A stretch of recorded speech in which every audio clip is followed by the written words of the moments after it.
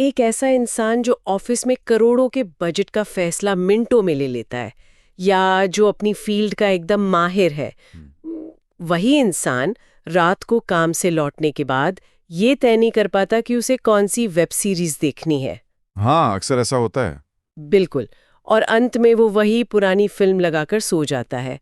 या फिर मतलब वही इंसान सुबह अलार्म बजने पर खुद से कहता है कि बस 5 मिनट और वो 5 मिनट कब 1 घंटे में बदल जाते हैं पता ही नहीं चलता। सही बात है। ऐसा क्यों होता है कि जो दिमाग दुनिया भर की इतनी बड़ी और जटिल समस्याओं को सुलझा सकता है, वो एक छोटे से अलार्म क्लॉक से हार जाता है? आज की इस गहन चर्चा का विषय बिल्कुल यही है। हमारे पास जो स्रोत और नोट्स हैं वो mastering the battlefield of the mind के गहरे और मनोवैज्ञानिक विचारों पर आधारित हैं। तो आज हमारा मिशन ये समझना है कि हमारा दिमाग आखिर काम कैसे करता है, लोग अनुशासन बनाए रखने में बार बार फेल क्यों हो जाते हैं, और सबसे जरूरी बात, कैसे कुछ खास और व्यवहारिक तकनीकों का इस्तेमाल करके इस दिमाग को पूरी तरह से रीप्रोग्राम किया जा सकता है। बिल्कुल। और यहाँ जो बात सबसे दिलचस्प है मुझे लगता है वो ये है कि दुनिया अक्सर टैलेंट, किस्मत या संसाधनों को सफलता का पैमाना मान लेती है। मतलब लोगों को लगता है कि सफल होने के लिए बस टैलेंट चाहिए। हाँ, वो एक आम धारणा है। लेकिन अगर गहराई में जाएं तो असली खेल टैलेंट का है ही नहीं। ये खेल है मेंटल कंट्रोल का, यानी मानसिक नियंत्रण का। जो इंसान अपने विचारों, अपनी उथल-पुथल वाली भावनाओं और अपने छोटे-छोटे रोजमर्रा के कामों को नियंत्रित कर लेता है, उसके लिए कोई भी लक्ष्य असंभव नहीं रह जाता। बहुत गहरी बात है। समस्या ये है कि लोग अपनी लड़ाई बाहरी दुनिया से लड़ रहे हैं, जैसे कि कंपटीशन से, अर्थव्यवस्था से या समय से। लेकिन असल युद्ध तो दिमाग के अंदर चल रहा है। बिल्कुल। बाहरी दुनिया की कोई भी ताकत उस इंसान को नहीं रोक सकती जिसने अपने अंदर की दुनिया को जीत लिया हो। ठीक है, तो चलिए इस विचार की परतों को थोड़ा और खोलकर देखते हैं। क्योंकि जब हम इस बात को मानते हैं कि दिमाग से जीतना सबसे जरूरी है, तो एक बहुत ही स्वाभाविक सा सवाल उठता है। हाँ, पूछे। अक्सर लोग पूरे जोश के साथ कोई नया काम शुरू करते हैं। मान लीजिए जिम जाना है, कोई नई स्किल सीखनी है, या कोई नया बिजनेस शुरू करना है। न्यू ईयर रेजोल्यूशन की तरह। बिल्कुल। पहले कुछ दिन तो सब बहुत बढ़िया चलता है, फिर अचानक से वो जोश, वो मोटिवेशन गायब क्यों हो जाता है? अगर मैं इसकी तुलना करूं तो मोटिवेशन मुझे एक शुगर रश की तरह लगता है। Sugar rush? हाँ, मतलब जैसे कुछ बहुत मीठा खाने पर अचानक से खून में एक एनर्जी दौड़ जाती है ना, लेकिन कुछ ही देर में वो पूरी तरह से क्रैश भी हो जाती है और इंसान पहले से ज्यादा थका हुआ महसूस करता है। बहुत सही उदाहरण है। इसके विपरीत अनुशासन उस रोज के सही और संतुलित न्यूट्रिशन की तरह है, जो भले ही तुरंत असर ना दिखाए लेकिन शरीर को लंबे समय तक टिकाए रखता है। तो फिर हमारा ही दिमाग हमें ये धोखा क्यों देता है? हम उस शुगर रश के पीछे क्यों भागते हैं? ये न्यूट्रिशन और शुगर रश वाली तुलना बहुत ही सटीक है। इसे समझने के लिए हमें थोड़ा विकासवादी जीव विज्ञान यानी इवोल्यूशनरी बायोलॉजी की तरफ देखना होगा। अच्छा। मोटिवेशन असल में भावनाओं पर निर्भर करता है, और भावनाएं मौसम की तरह होती हैं, कभी भी स्थिर नहीं रहती।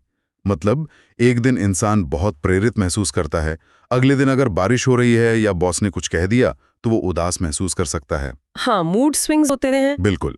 अगर कोई अपने काम को सिर्फ इस बात पर टिका दे कि जब मेरा मूड होगा तब मैं करूंगा, तो वो कभी भी एक निरंतरता नहीं ला पाएगा। दूसरी ओर हमारा जो ब्रेन है उसे प्रकृति ने कुछ इस तरह से डिजाइन किया है कि वो हमेशा ऊर्जा बचाए। हजारों साल पहले जब इंसान जंगलों में रहता था तो भोजन हमेशा उपलब्ध नहीं होता था। सही बात है, सर्वाइवल मोड। हाँ, सर्वाइवल। इसलिए दिमाग का मुख्य काम इंसान को जिंदा रखना और ऊर्जा बचाना था। आज भले ही हमारे पास सब कुछ है, लेकिन दिमाग का वो पुराना हार्डवेयर अभी भी वैसा ही काम कर रहा है। वो हमेशा सबसे आसान रास्ता चुनता है, जिसे हम अपना कंफर्ट जोन कहते हैं। लेकिन एक मिनट, अगर दिमाग का काम सिर्फ और सिर्फ ऊर्जा बचाना है, तो फिर लोग एवरेस्ट पे क्यों चढ़ते हैं? या फिर महीनों की कड़ी मेहनत करके मैराथन क्यों दौड़ते हैं? अगर दिमाग सिर्फ आराम चाहता है तो ये सब तो होना ही नहीं चाहिए। बहुत ही शानदार सवाल है, और यहीं पर इंसानी दिमाग की असल जटिलता सामने आती है। हमारा दिमाग दो हिस्सों में बटा हुआ है। ओके। एक वो पुराना हिस्सा है जो तुरंत आराम और सुरक्षा चाहता है, और दूसरा है हमारा प्रीफ्रंटल कॉर्टेक्स, जो भविष्य की प्लानिंग करता है, जो बड़े लक्ष्य तय करता है। तो जब कोई एवरेस्ट पे चढ़ने का सोचता है तो वो उसका प्रीफ्रंटल कॉर्टेक्स काम कर रहा होता है। लेकिन जैसे ही अलार्म बजता है सुबह 4 बजे ट्रेनिंग के लिए उठने का, तब वो पुराना दिमाग हावी हो जाता है। ओहो, वो कहता है कि बाहर बहुत ठंड है, रजाई में ही रहो। बिल्कुल, कल से शुरू करूंगा, अभी मूड नहीं है। ये सब उसी पुराने दिमाग की बहुत ही चालाकी से बुनी गई चालें हैं ताकि वो ऊर्जा को खर्च होने से रोक सके।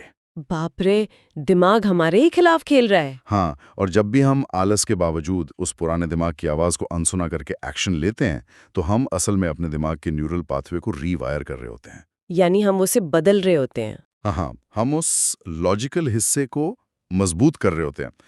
अनुशासन का मतलब खुद को तकलीफ देना नहीं है, बल्कि ये दिमाग को ये सिखाना है कि कंट्रोल मेरे हाथ में है, मेरी बदलती भावनाओं के हाथ में नहीं। अगर हमारी बायोलॉजिकल बनावट ही ऐसी है कि दिमाग हमेशा आराम ढूंढता है, तो इसका मतलब है कि हम सिर्फ अपनी भावनाओं से नहीं लड़ रहे हैं, हम अपनी पूरी बायोलॉजी से लड़ रहे हैं। एकदम सही। और इसीलिए लोग अक्सर विल पावर यानी इच्छा शक्ति का बाहरी इस्तेमाल करते हैं। मतलब हम सब ने कभी ना कभी ऐसा किया है, दांत भींचकर किसी काम को करने की ठान लेना। हाँ, बहुत जोर लगाकर। लेकिन क्या ये इच्छा शक्ति काफी है? अब इसे आसान भाषा में समझते हैं। मान लीजिए कि कोई इंसान डाइटिंग कर रहा है, उसने तय किया है कि वो मीठा या जंक फूड बिल्कुल नहीं खाएगा। ठीक है। लेकिन जिस टेबल पर वो दिन भर काम करता है, ठीक उसी के सामने एक शीशे के जार में ढेर सारी चॉकलेट्स और कुकीज रखी हैं। अब क्या पूरे दिन सिर्फ अंदर की इच्छा शक्ति के भरोसे उस इंसान का काम चलेगा? क्या वो बिना कुछ खाए खुद को रोक पाएगा? इस सवाल का जवाब मनोविज्ञान के एक बहुत ही गहरे सिद्धांत में छिपा है, और जवाब है बिल्कुल नहीं। बिल्कुल नहीं। हाँ, इच्छा शक्ति पर इस तरह निर्भर रहना हार की सबसे बड़ी गारंटी है। स्रोत स्पष्ट रूप से बताते हैं कि विल पावर कोई असीमित शक्ति नहीं है जो हर वक्त हमारे पास मौजूद रहे। तो फिर ये क्या है? ये हमारे फोन की बैटरी की तरह होती है। सुबह जब हम सोकर उठते हैं तो ये बैटरी 100% चार्ज होती है, लेकिन दिन भर हम जितने भी फैसले लेते हैं, चाहे वो ये तय करना हो कि नाश्ते में क्या खाना है, ट्रैफिक में किस रास्ते से जाना है, ऑफिस में किसी मुश्किल ईमेल का क्या जवाब देना है, उन सब में ये बैटरी थोड़ी थोड़ी खर्च होती रहती है। अच्छा, इसे ही शायद डिसीजन फटीग कहा जाता है ना, यानी फैसले लेते लेते दिमाग का थक जाना। बिल्कुल, यही डिसीजन फटीग है। तो ये बैटरी ड्रेन वाला जो कॉन्सेप्ट है, इसे अगर और बारीकी से देखें, जैसे फोन में कई बार कुछ ऐप्स बैकग्राउंड में चलते रहते हैं, हम फोन का इस्तेमाल नहीं कर रहे होते, स्क्रीन बंद होती है, लेकिन बैटरी फिर भी लगातार गिर रही होती है। क्या हमारा दिमाग भी ऐसा ही करता है जब जार में चॉकलेट सामने रखी हो? ये एक बहुत ही बेहतरीन उदाहरण है। बिल्कुल ऐसा ही होता है। जब वो चॉकलेट का जार सामने रखा है तो इंसान भले ही अपना काम कर रहा हो, उसका ध्यान स्क्रीन पर हो, लेकिन उसके दिमाग का एक छोटा सा हिस्सा लगातार उस चॉकलेट को ना कहने में अपनी ऊर्जा खर्च कर रहा है। ओहो, मतलब वो बैकग्राउंड ऐप की तरह है। हाँ, वो एक बैकग्राउंड ऐप की तरह है जो इंसान के विल पावर की बैटरी को चुपचाप चूस रहा है, और रात तक आते आते ये बैटरी पूरी तरह से खाली हो जाती है। इसीलिए अक्सर लोग रात के समय अपनी डाइट तोड़ देते हैं। बिल्कुल, या उन जरूरी कामों को टाल देते हैं जो उन्होंने सुबह पूरे जोश के साथ तय किए थे। लोग हार मान लेते हैं क्योंकि उनके पास विरोध करने की मानसिक ऊर्जा ही नहीं बचती। ये चरित्र की कमजोरी नहीं है, ये महज बायोलॉजी है। तो फिर इसका मतलब ये हुआ कि हमें अपनी बैटरी की क्षमता को बढ़ाना चाहिए। मेरा मतलब है, क्या हम कोई ऐसी ट्रेनिंग कर सकते हैं जिससे हमारी विल पावर कभी खत्म ही ना हो? नहीं, यहीं पर सबसे बड़ी गलतफहमी होती है। बैटरी की क्षमता एक हद तक ही बढ़ाई जा सकती है। तो फिर क्या उपाय है? व्यावहारिक सीख ये है कि असली अनुशासन हर समय कड़ा संघर्ष करने में नहीं है। जो लोग बहुत ज्यादा सफल होते हैं या अनुशासित दिखते हैं, वे हर पल अपनी इच्छा शक्ति से लड़ नहीं रहे होते हैं। तो वो क्या करते हैं? वे असल में अपने एनवायरनमेंट या अपने आसपास के माहौल को डिजाइन करते हैं। अगर डाइटिंग करनी है तो घर में जंक फूड होना ही नहीं चाहिए। बैकग्राउंड ऐप को डिलीट कर लिया, जंक फूड बाहर फेंक दिया। हाँ, लेकिन उस शोर का क्या जो हमारे अंदर चल रहा है, जिसे हम ओवरथिंकिंग कहते हैं? अंदर का शोर। हाँ, स्रोत में एक बहुत ही कमाल का उदाहरण दिया गया है। उन्होंने हमारे दिमाग की तुलना एक रेडियो स्टेशन से की है। हमारा दिमाग एक ऐसा रेडियो है जहां एक साथ बहुत सारी अलग अलग फ्रीक्वेंसी चल रही हैं। बिल्कुल। किसी चैनल पर भविष्य के डर का टॉक शो चल रहा है, किसी पर पुरानी बातों के गुस्से का गाना बज रहा है, तो किसी पर आलस की न्यूज़ चल रही है। और हम अक्सर बिना सोचे समझे हर चैनल को सुनने लगते हैं और उसी धुन पर नाचने लगते हैं। रेडियो स्टेशन वाली एनालॉजी बहुत ही सटीक है। यहाँ जो बात सबसे गहरी है, मैं कहूँगा वो ये है कि इंसान इस भ्रम में जीता है कि उसके विचार ही उसकी पहचान है, मतलब? जबकि सच्चाई ये है कि हम अपने विचार नहीं हैं। हाँ? हम उन विचारों को सिर्फ देखने वाले हैं। दिमाग एक मशीन है, एक जनरेटर है, जिसका काम है लगातार विचार पैदा करना। कभी अच्छे, कभी बहुत बुरे, कभी डरावने। हाँ, दिमाग तो कुछ भी सोच सकता है। जब रेडियो पर कोई दुख भरा गाना बजता है तो इंसान खुद वो गाना नहीं बन जाता, हाँ, वो सिर्फ उसे सुन रहा होता है। सही बात है। लेकिन विचारों के मामले में हम यंत्र भूल जाते हैं। समस्या ये नहीं है कि मन में नेगेटिव विचार या भावनाएं आ रही हैं। हाँ? असली समस्या ये है कि हम उन पर तुरंत रिएक्ट कर देते हैं। जब डर लगता है तो इंसान काम करना छोड़ देता है। जब गुस्सा आता है तो वो कुछ ऐसा कह देता है जिसका जीवन भर पछतावा होता है। एक मिनट रुकिए। अगर कोई इंसान खुद को सिर्फ एक देखने वाला बना ले, यानी वो सिर्फ अपने विचारों को रेडियो की तरह सुनता रहे, तो क्या वो पूरी तरह से भाव शून्य या पैसिव नहीं हो जाएगा? ऐसा लग सकता है, लेकिन फिर तो किसी बात का उस पर असर ही नहीं होगा। क्या ये एक तरह का रोबोट बन जाना नहीं है? ये एक बहुत ही जायज चिंता है, लेकिन इसका असली मतलब रोबोट बनना नहीं है। विचारों को देखने का मतलब भावनाओं को दबाना या महसूस न करना बिल्कुल नहीं है। अच्छा। भावनाओं को दबाना तो एक साइकोलॉजिकल टाइम बॉम्ब बनाने जैसा है, जो कभी भी फट सकता है।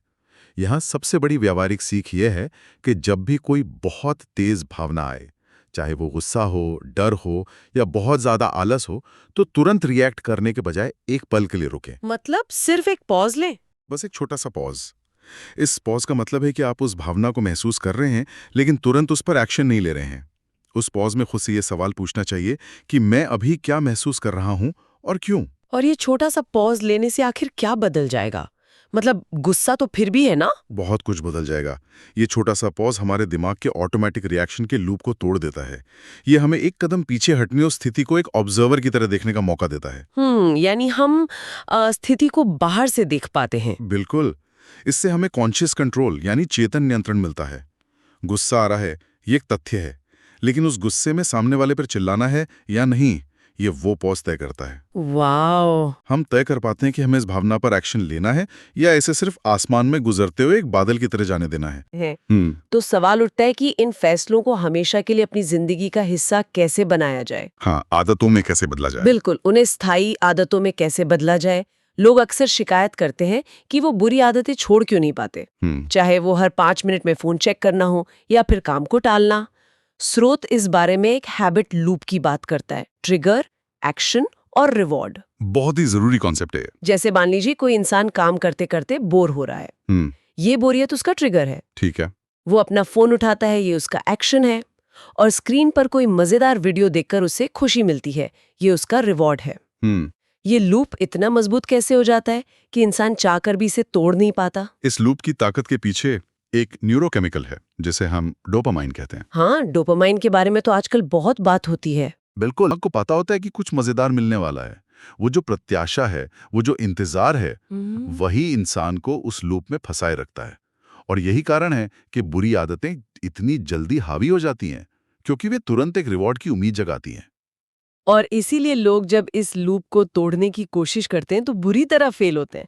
मतलब वो सोचते हैं कल से मैं सुबह 4 बजे उठूंगा, 2 घंटे पढ़ाई करूंगा, जंक फूड नहीं खाऊंगा और फोन बिल्कुल नहीं छूंगा। एकदम से पूरा जीवन बदलने की कोशिश। एकदम सही। और इसे सिंड्रोम ऑफ फॉल्स होप या झूठी उम्मीद का सिंड्रोम कहते हैं। झूठी उम्मीद। कल से मैं पूरी तरह बदल जाऊंगा वाली सोच ही असल में हार की नींव है। आदतें कभी भी झटके में नहीं बदलती। हमारा दिमाग इस तरह के अचानक और बड़े बदलावों को एक बहुत बड़े खतरे की तरह देखता है। खतरे की तरह? हाँ, जैसे ही आप कहते हैं कि मैं आज से अपना सारा पुराना रूटीन छोड़ दूंगा, दिमाग तुरंत इमरजेंसी मोड में आ जाता है और पुरानी आदतों की तरफ वापस खींचता है। इसलिए छोटी जीत बहुत जरूरी है। छोटी जीत से आपका क्या मतलब है? जैसे अगर किताब पढ़ने की आदत डालनी है तो एक दिन में एक किताब खत्म करने का लक्ष्य मत रखिए, सिर्फ 5 पन्ने पढ़ने का लक्ष्य रखिए। बहुत छोटा सा कदम। जब वो 5 पन्ने पूरे होते हैं तो दिमाग को जीत का एहसास होता है। ये छोटी छोटी जीतें धीरे धीरे एक नया हैबिट लूप बनाती हैं। और शायद यही वो जगह है जहां एक और बहुत बड़ी चीज आती है, हमारी आइडेंटिटी या हमारी अपनी पहचान। स्रोत इस बात पर बहुत जोर देता है कि अगर आपको अपनी आदतें बदलनी है तो आपको पहले खुद को देखने का नजरिया बदलना होगा। हाँ, किसी भी आदत को हमेशा के लिए स्थायी बनाने की सबसे बड़ी व्यावहारिक सीख है खुद की आइडेंटिटी को बदलना। इसे कैसे किया जाए? अगर हम इसे गहराई से समझें तो जब इंसान ये कहता है कि मुझे डिसिप्लिन फॉलो करना है या मुझे सिगरेट छोड़नी है, तो इसमें एक मजबूरी झलकती है। हाँ, ऐसा लगता है कोई सजा मिल रही हो। बिल्कुल, ये एक बाहरी दबाव की तरह लगता है। इंसान अंदर से तो खुद को एक स्मोकर मान रहा है, लेकिन बाहर से उसे रोकने की कोशिश कर रहा है। लेकिन इसकी जगह अगर वो खुद की पहचान बदलकर ये कहना शुरू करे कि मैं एक डिसिप्लिन इंसान हूँ या मैं स्मोकिंग नहीं करता, तो पूरा का पूरा नजरिया ही बदल जाता है। लेकिन क्या भाषा का ये छोटा सा बदलाव वाकई इतना असरदार हो सकता है? मतलब ये तो सिर्फ शब्दों का हेरफेर लग रहा है। ये सिर्फ शब्दों का हेरफेर नहीं है, ये एक साइकोलॉजिकल शिफ्ट है। हमारा हर काम, हमारा हर फैसला हमारी उस छवि पर निर्भर करता है जो हमने खुद के लिए अपने दिमाग में बना रखी है। मतलब जो कहानी हम खुद को सुनाते हैं। बिल्कुल। अगर कोई खुद को हमेशा लेट लतीफ इंसान मानता है, तो वो अनजाने में ऐसे ही काम करेगा जिससे वो लेट हो। अरे हाँ, ये तो सच है। जब इंसान खुद को देखने की नजर बदलता है, तो उसके काम खुद ब खुद उस नई पहचान के हिसाब से ढलने लगते हैं। एक अनुशासित इंसान जब सुबह 5 बजे उठता है, तो वो इच्छा शक्ति का इस्तेमाल नहीं कर रहा होता, वो सिर्फ वही कर रहा होता है जो उसकी पहचान का हिस्सा है। ये बहुत ही शक्तिशाली विचार है।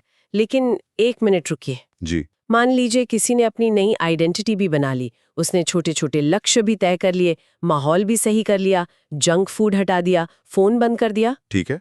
फिर भी एक अदृश्य जाल है जो अक्सर लोगों को फंसा लेता है, प्रोक्रास्टिनेशन, यानी काम में टालमटोल करना। सबसे बड़ी बीमारी। बिल्कुल। अगर कोई इंसान पूरे 1 महीने से अपना कोई बहुत जरूरी काम टाल रहा है और दिन भर सिर्फ टीवी देख रहा है, तो उसे दिमाग का खतरे से बचना कहकर हम उसे एक बहाना नहीं दे रहे हैं। ये तो सीधा सीधा आलस ही लग रहा है। ये एक बहुत ही तीखा और जरूरी सवाल है, और ये सच है कि पहली नजर में ये आलस ही लगता है। लेकिन मनोविज्ञान की दुनिया में आलस और प्रोक्रास्टिनेशन के बीच एक बहुत बड़ा अंतर है। क्या अंतर है? आलस का मतलब है कि आपके पास ऊर्जा नहीं है और आप आराम करना चाहते हैं, और आराम करने के बाद आप खुश हैं। हाँ, संडे की दोपहर की तरह। हाँ, लेकिन जो इंसान काम टाल रहा होता है, वो कभी खुश नहीं होता। वो अंदर ही अंदर गिल्ट या अपराध बोध से भर रहा होता है। हाँ, काम टालते समय जो बेचैनी होती है, वो आराम तो बिल्कुल नहीं है। बिल्कुल। और यही बात साबित करती है कि ये आलस नहीं है असल में। जब हमारा दिमाग किसी काम को बहुत मुश्किल, बहुत बड़ा या अस्पष्ट मानता है, जैसे कोई बड़ी रिपोर्ट लिखना या टैक्स फाइल करना, तो दिमाग का जो पुराना हिस्सा है, अमिगडाला, वो उसे एक खतरे के रूप में देखने लगता है। अच्छा, तो वो उसे एक शेर की तरह देखता है जो हमला करने वाला है। कुछ वैसा ही। उसे लगता है कि इस काम में बहुत ज्यादा मानसिक ऊर्जा खर्च होगी, या शायद इसमें असफल होने का डर है। इन सभी चीजों से एक गहरी असुविधा पैदा होती है। और हमारा दिमाग सिर्फ हमें उस मानसिक परेशानी से बचाने के लिए हमें उन कामों की तरफ धकेलता है जहां तुरंत आराम मिले, जैसे टीवी देखना या सोशल मीडिया चलाना। दिमाग एक ओवर प्रोटेक्टिव गार्ड की तरह बर्ताव कर रहा है। तो फिर इस गार्ड को कैसे चकमा दिया जाए? मतलब इस टालमटोल के भ्रम को कैसे तोड़ा जाए? इसके लिए सबसे बेहतरीन व्यवहारिक सीख है start before you are ready. यानी पूरी तरह तैयार होने से पहले ही शुरुआत कर देना। हाँ, हम अक्सर एक परफेक्ट समय, परफेक्ट मोटिवेशन या परफेक्ट मूड का इंतजार करते रहते हैं, जो असल में कभी नहीं आता। जैसा कि हमने पहले बात की, बड़ा गोल दिमाग को डराता है। बिल्कुल। अगर कोई सोचता है कि मुझे 2 घंटे पढ़ना है, तो दिमाग तुरंत बचने का रास्ता ढूंढने लगेगा। लेकिन अगर वो इंसान खुद से सिर्फ इतना कहे कि मैं सिर्फ 5 मिनट के लिए इस किताब का एक पन्ना पढ़ूंगा, तो ये काम इतना छोटा है कि दिमाग का गार्ड इसे खतरा नहीं मानता, वो कोई अलार्म नहीं बजाता। और मैंने खुद ये महसूस किया है कि अक्सर वो 5 मिनट कब आधे घंटे या 1 घंटे में बदल जाते पता ही नहीं चलता। ऐसा ही होता है। क्योंकि सबसे मुश्किल काम उस जड़ता को तोड़ना, उस मोमेंटम को बनाना होता है। एक बार गाड़ी चल पड़ी तो फिर वो चलती रहती है। एकदम सही। न्यूटन का गति का नियम दिमाग पर भी लागू होता है। जो चीज रुकी है वो रुकी रहना चाहती है, और जो चल रही है वो चलती रहना चाहती है। वाह, क्या बात है। और एक और बात जो हमें समझनी चाहिए कि फोकस कोई जन्मजात टैलेंट नहीं है। फोकस एक स्थिति है, एक आउटकम है। मतलब जब हमारा काम पूरी तरह से साफ होता है, जब हमें ठीक ठीक पता होता है कि अगला एक छोटा कदम क्या उठाना है, तो टालमटोल की गुंजाइश अपने आप खत्म हो जाती है। भ्रम और अस्पष्टता ही प्रोक्रास्टिनेशन को जन्म देते हैं। स्पष्टता हमेशा एक्शन की तरफ ले जाती है। तो इन सब का आखिर मतलब क्या है?